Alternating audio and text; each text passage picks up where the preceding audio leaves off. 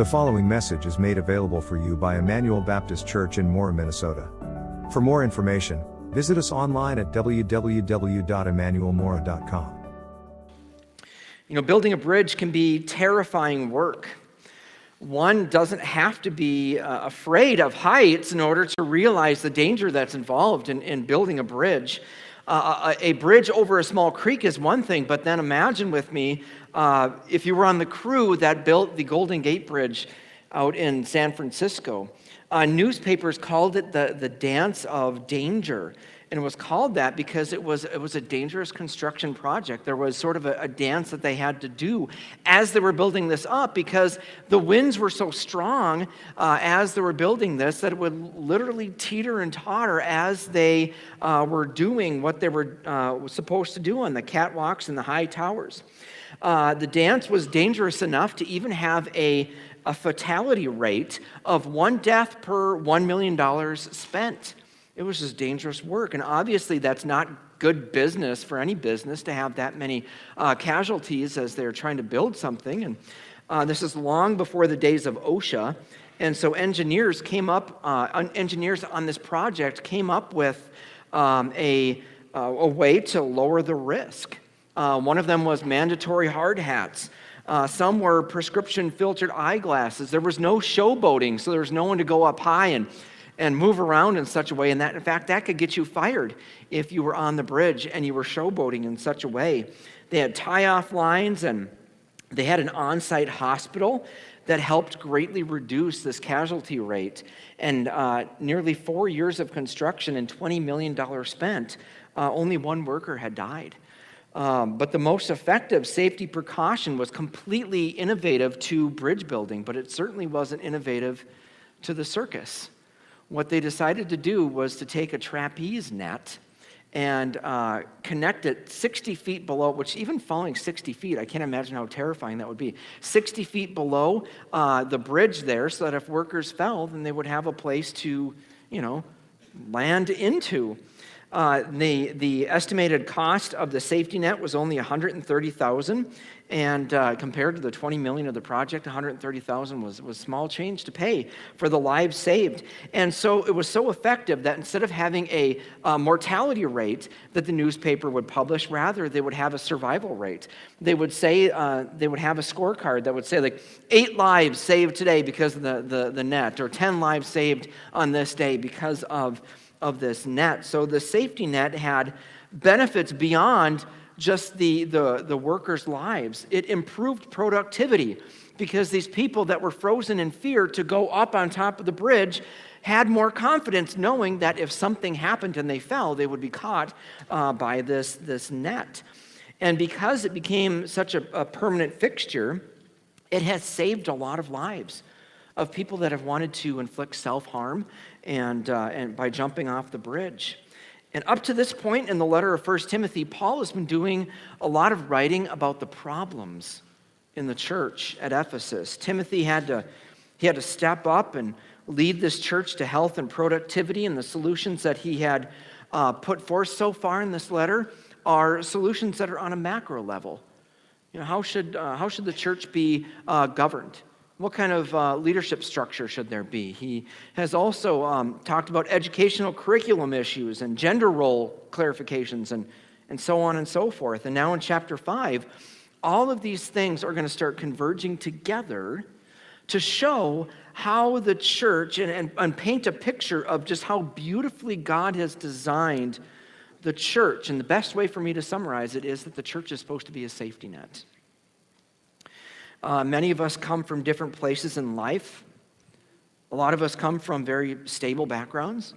Some of us come from very chaotic backgrounds. Some of us here are doing just fine working on the bridge, and there are a number of us that feel like we are teetering on the brink of falling.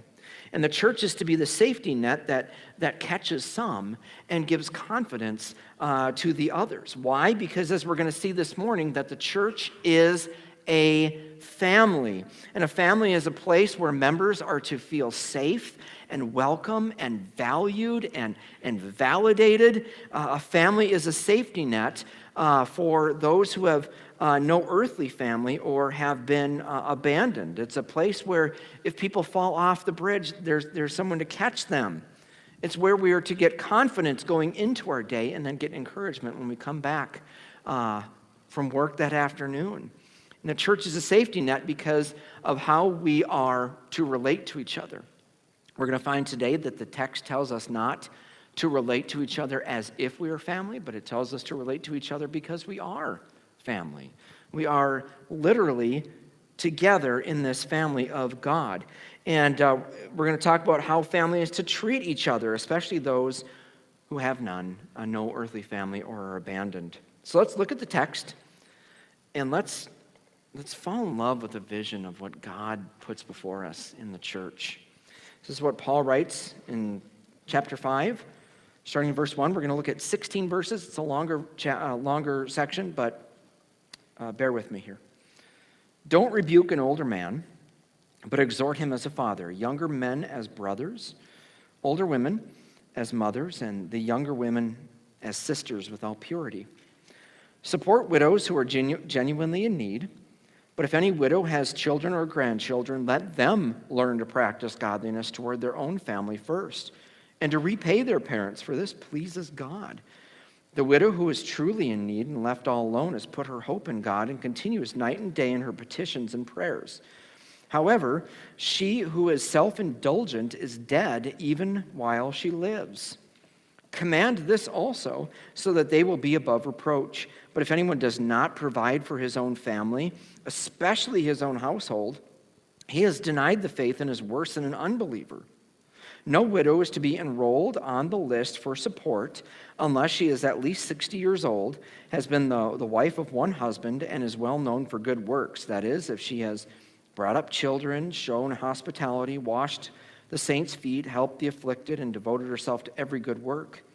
But refuse to enroll younger widows, for when they are drawn away from Christ by desire, they want to marry, and will therefore receive condemnation because they have renounced their original pledge.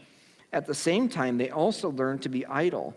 Going from house to house, they're not only idle, but they're also gossips and busybodies, saying things that they shouldn't say. Therefore, I want the younger women to marry, have children, manage their households, and give the adversary no opportunity to accuse us. For some have already turned away to follow Satan. And if any believing woman has widows in her family, let her help them. Let the church not be burdened, so that it can help the widows in genuine need.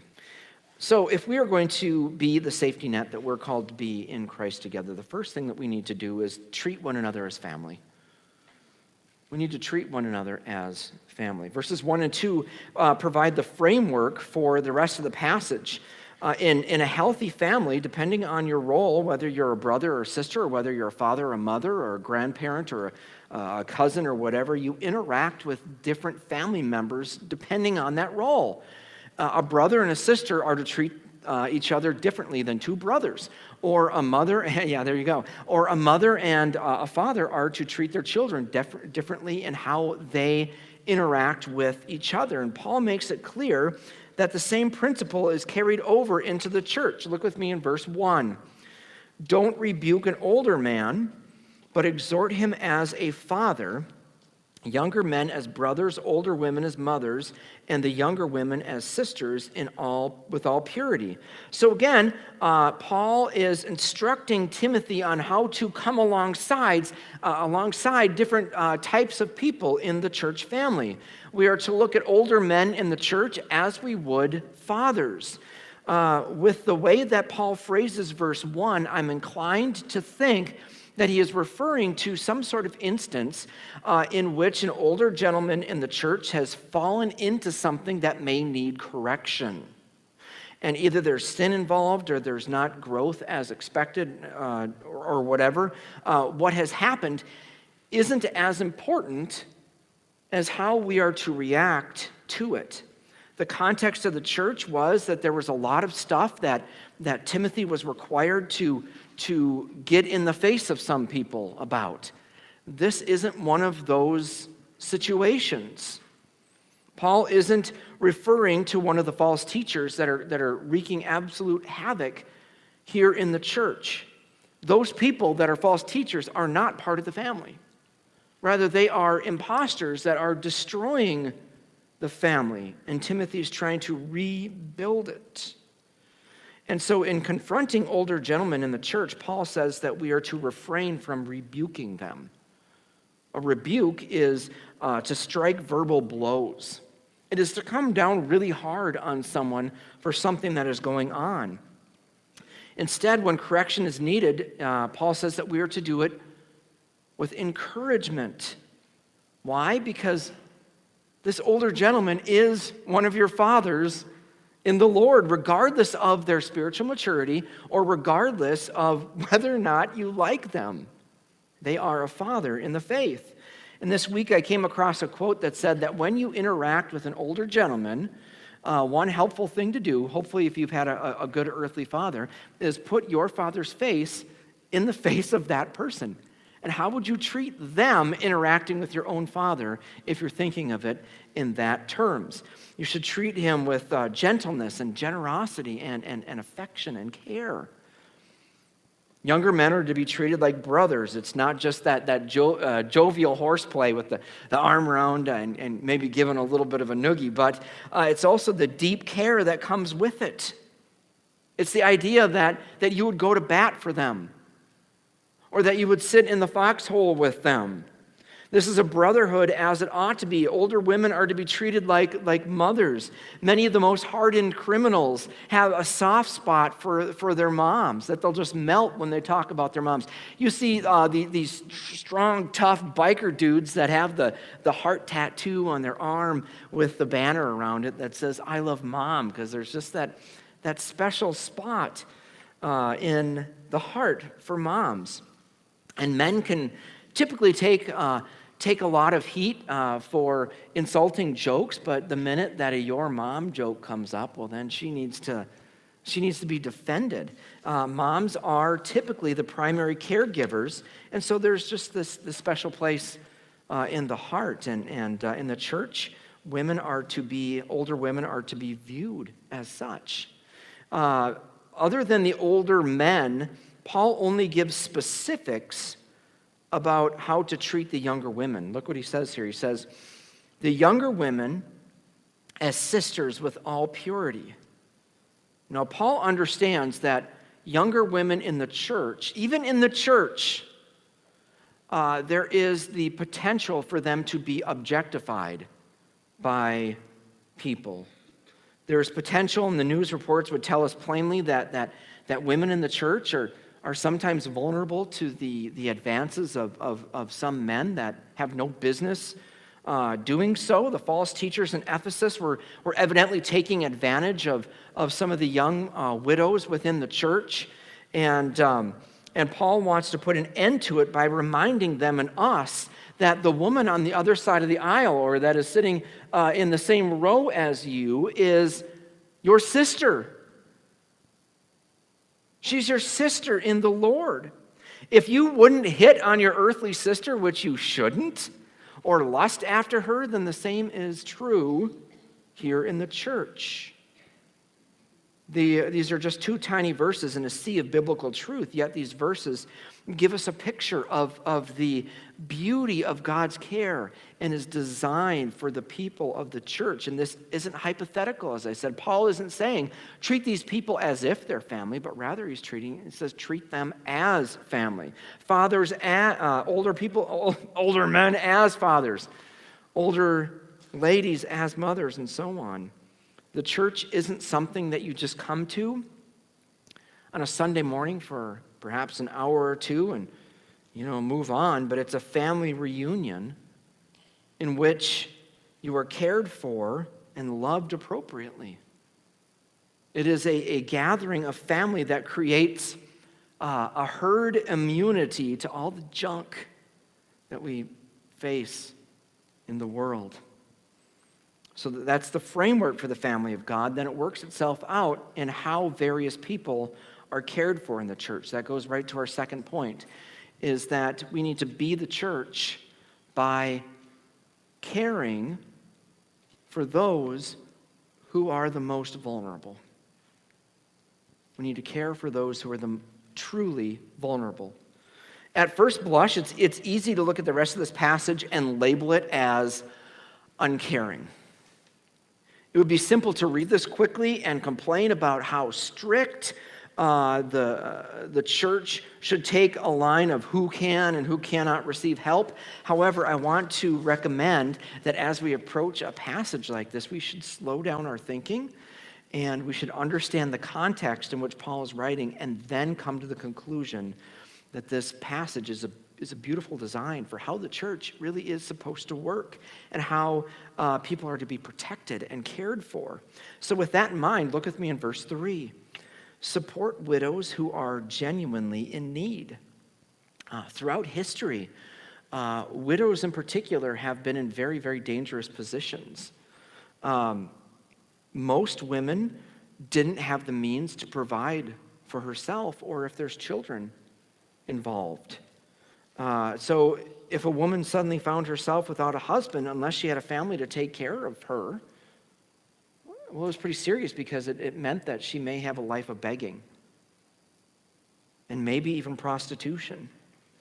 And to add to this, the word widow here in Greek doesn't rigidly mean someone who has lost a spouse to death. It actually encompasses any woman who is without a husband. And it would be helpful to note that this includes, especially in our modern context today, this includes women who have been divorced and abandoned by their husband. So what does Paul mean then that the church is to support these women who are genuinely in need? He defines it in verse 5. He says, the widow who is truly in need and left all alone has put her hope in God and continues day and night in her petitions and prayers.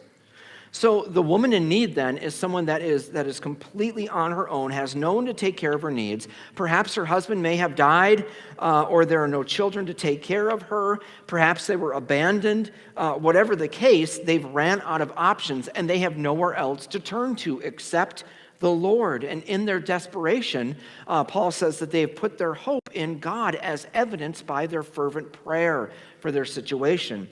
For its part, the church is seemingly to have internal protocols in which such people are taken care of. Look at verse 9. No widow is to be enrolled on the list for support unless she is at least 60 years old, has been the wife of one husband, is well known for her good works. That is, she has brought up children, shown hospitality, washed the saints' feet, helped the afflicted, and devoted herself to every good work. Now, please don't look at that as a checklist. Please don't think that what Paul is saying, that if there is a widow that would come to Timothy in the church of Ephesus and say, I am on my own, I have no means of anything, that Timothy would go, nah, it says here that you're 59 and a half, so come back to me in 6 months. Or, hey, have you ever washed any of the saints' feet before? Well, if you haven't, sorry, you're kind of on your own. This is not a checklist. He's saying that this woman is to be enrolled if she has a track record of faithfulness. Does she or has she exhibited faith in Christ as demonstrated by her works? The age thing makes sense because apparently in New Testament time, if you were 60, sorry, that meant that you were old.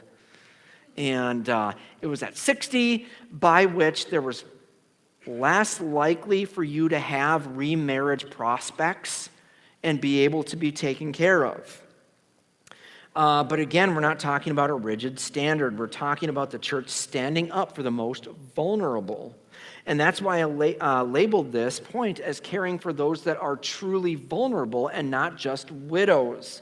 The way our society is set up is much different than Ephesus. For good or for ill, there is Social Security. They didn't have state and county services back then. So we can't necessarily compare apples to apples here because it's a different context. But what does that mean for us today? It means that as a church and as the people of God, we ought to prioritize our finances and our relational energies on those who are the most vulnerable in our church and have no one. It means being deliberate about providing rides to the doctor. It means providing company and companionship. It means all of those things that you would do with your earthly mother or father, depending on the situation, that we do here in the church, because we are a family and we step up. We take care of people. We protect people. And please don't think there's a gender bias here. If there's a widower or men who are divorced with no family, this includes people with special needs when their families are exhausted and don't have much of a respite.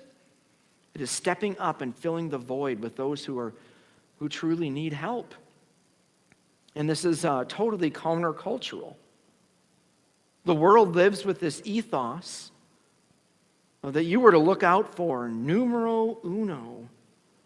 And when a need for their widowed parents, especially if they're elders or if they're elderly, the tendency is just to say, well, the state can take care of them with Social Security. Or, I don't want to append my lifestyle. Let's just throw them in a nursing home. And then the world looks at the church and they see how the church takes care of people who aren't even their flesh and blood. And it's weird, but oddly beautiful. We're doing a trunk or treat here tonight, and it's going to be awesome. We're going to have tons of kids that we're going to minister to in that way. But let me ask you this. What is a more effective way? I'm not saying trunk or treat is bad because we sort of came up with the idea. It's good. What is the difference between a witness of giving a child a Snickers or a Kit Kat or whatever it is, or sacrificing ourselves for the benefit of someone that we have no earthly obligation toward? What does the world look at as loving? We need to be the church by caring for those who are truly vulnerable. With that being said, Paul says that we also need to be wise and discerning about who, withholding some things from certain people as well. And that's our third point, is that we need to be wise and discerning with those who aren't truly vulnerable. And I usually don't put negatives in my points, and well, there we go. Again, I don't want how I labeled this point to be insensitive or uncaring, as if there are some people in the church that we should deliberately neglect. That's not what I'm saying. I don't think Paul is saying that. I want to attempt to show that it's actually Paul's argument that it is for the purpose of helping people growing in our faith and to protect the resources of the church. I know that sounds weird, but let's see what Paul says here. As a church, we are obligated to serve, provide, and protect, and all those good things, those who are most truly vulnerable in our midst. But Paul also says that there are a few categories of people that we should be cautious about entering into a commitment of resources. And the first category, Paul says, is for widows that have family available to help them. Look with me in verse 3. Support widows who are genuinely in need, verse 4. But if any widow has children or grandchildren, let them learn to practice godliness toward their own family first, and to repay their parents, for this pleases God. So in these verses here, Paul wants to distinguish between those women who are truly in need and those who are not truly in need. Those that aren't truly in need have family to care for them in place of the church. It is ideally the obligation of the immediate family to support those who are vulnerable in the family. And the reason for that care within the family, Paul says, is that it is a means by which we grow in our faith. Caring for our elderly parents is a way that we grow in godliness. Paul says it right there, that they learn to practice godliness toward their own family. It's good to come here and learn. It is good to learn theology from a book. I would love it if every single one of us had Wayne Grudem's Systematic Theology on your nightstand. That would be great. But knowledge without action means nothing. Knowledge not practiced is not knowledge at all. It's only when we let go of ourselves and we start serving others that we grow in godliness. So because of this, it is not wrong for the church to say, hey, as a church, we want your son to grow in faith. We want him to grow by learning godliness and taking care of you. Because of that, we're going to withhold financial support for now. And if he is not responsive to it, if he declines it, we're here. And we are ready to take care of you. And if he refuses to do so, verse 8 tells us, if anyone does not provide for his own family, especially his own household, he has denied the faith and is worse than an unbeliever. So what happens when a widow has a family, but the family refuses to take care of them?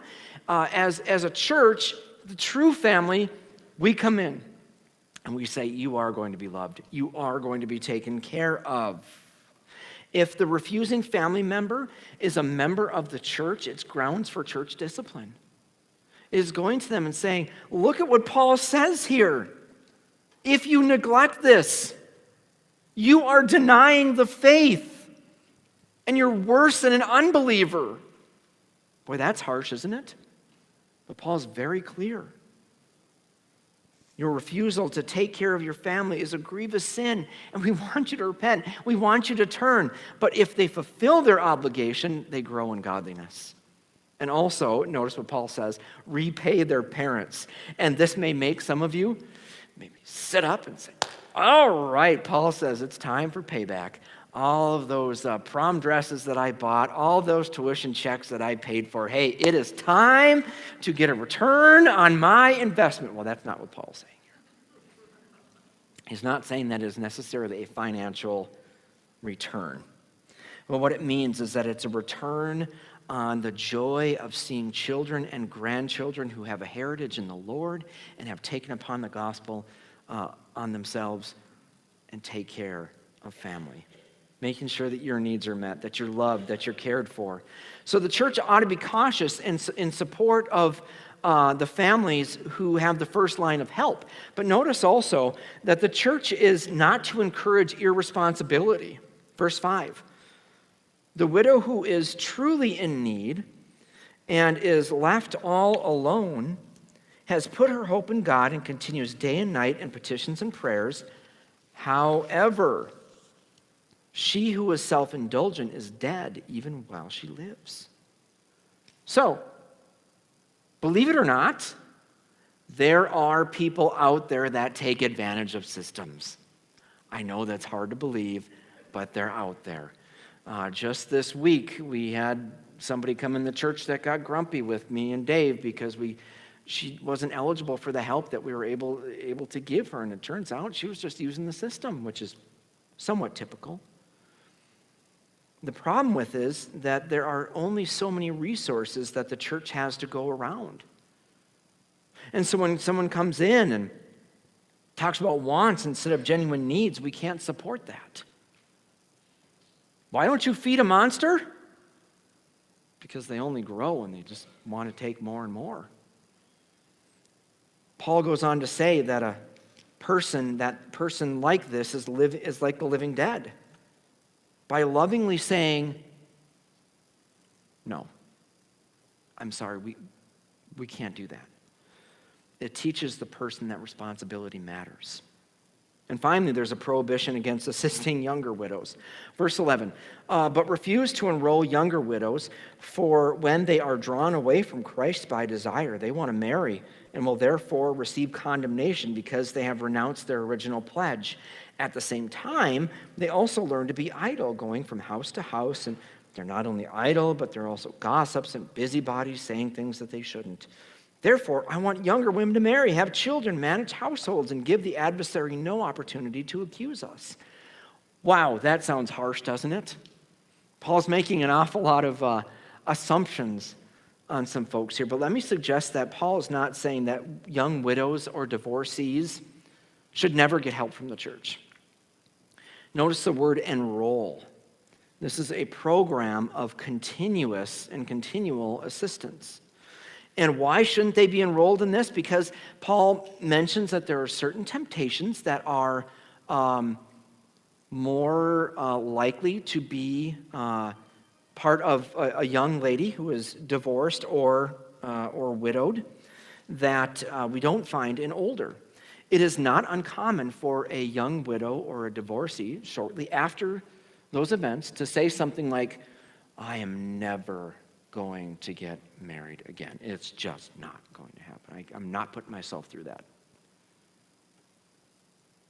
But as the years go by and God works on her heart, she may look down the row at church and see a young beau and pleasing to the eyes and pleasing personality. And all of a sudden, wedding bells start chiming. That is not wrong. That is a good thing. Paul says that it is good to get remarried. You should get remarried.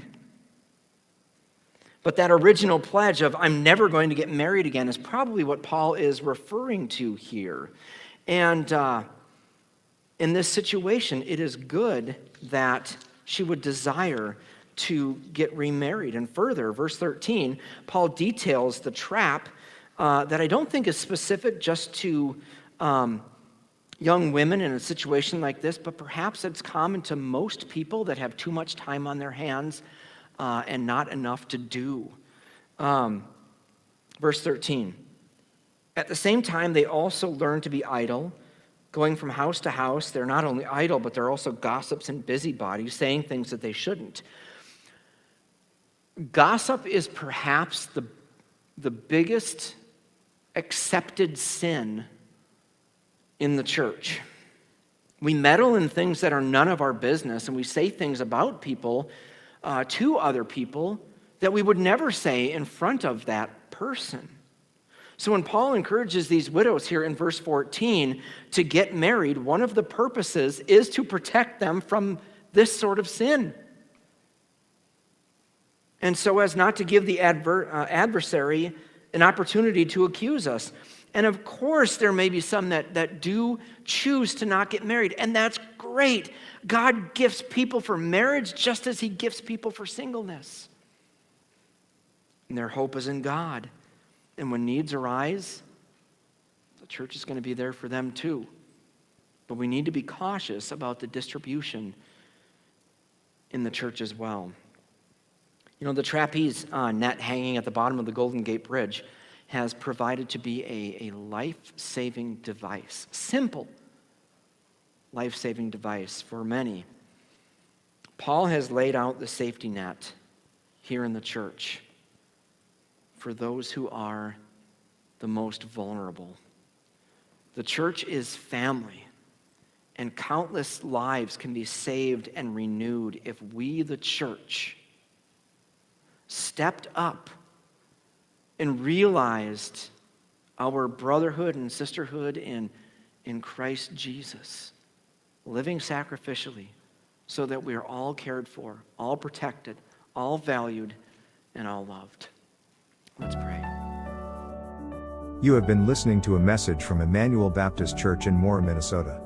You are welcome to pass this message along to others, but please don't charge for it or alter it in any way without written permission from Emmanuel Baptist Church. This message has been made available by the generous supporters of Emmanuel Baptist Church. For additional information about how you can partner with Emmanuel, please visit us at www.emmanuelmora.com. There you will find more free messages and links to ministry opportunities to help you grow in your faith. If you are watching on YouTube, please click the subscribe button to always receive the latest messages. Thanks again for listening. Emmanuel Baptist Church, Moore, Minnesota. Knowing Christ and making Him known.